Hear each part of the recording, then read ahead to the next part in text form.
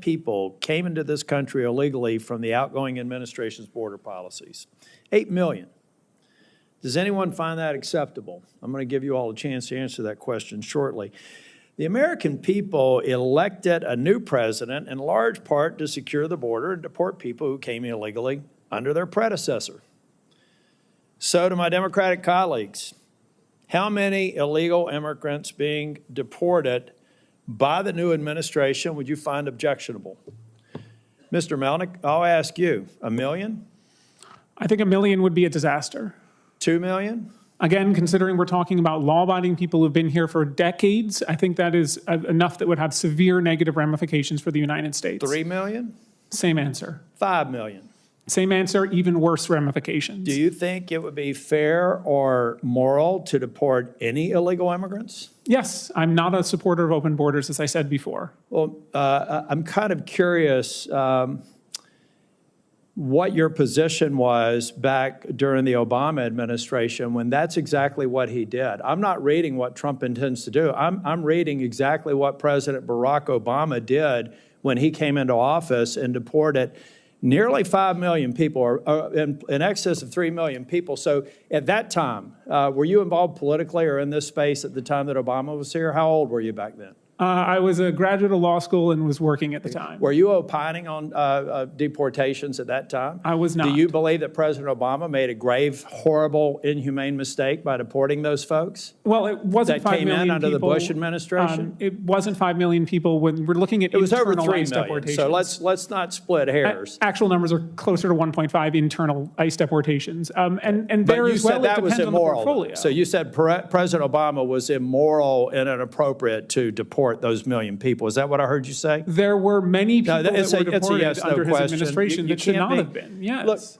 Look, I don't normally get into these antagonistic sorts of discussions here, but it needs to be said because you just a month ago said at the turn of the century, Jim Crow was legal, lynchings were at their highest level in the U.S. history, women couldn't vote, the infant mortality rate was 165 per 1,000, and the average life expectancy was 47.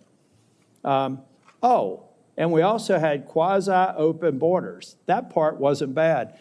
So let me tell you what I tell everyone who comes in this room and has the polarizing testimony, sir, that you have had.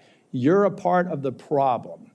I'm a part of a group of people here who have said, as the president did, incidentally, on Sunday, he believes there should be a path for dreamers.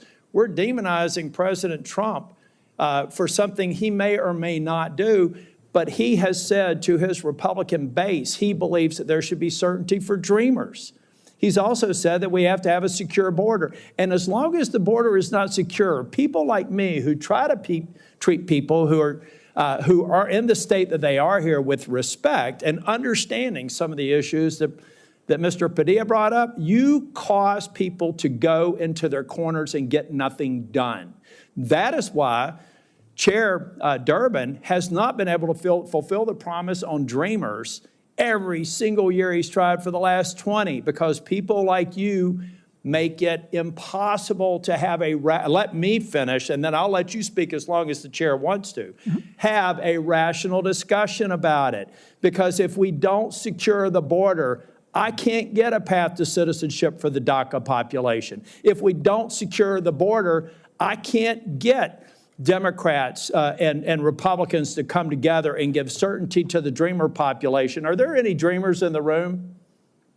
Raise your hand if you are. All right.